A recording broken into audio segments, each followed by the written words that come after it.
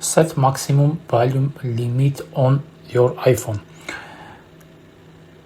Go to settings, sounds and haptics, volume limit. Here you can turn off maximum volume limit, and you can choose from 20% to 90% maximum limit. We recommend to put 80%.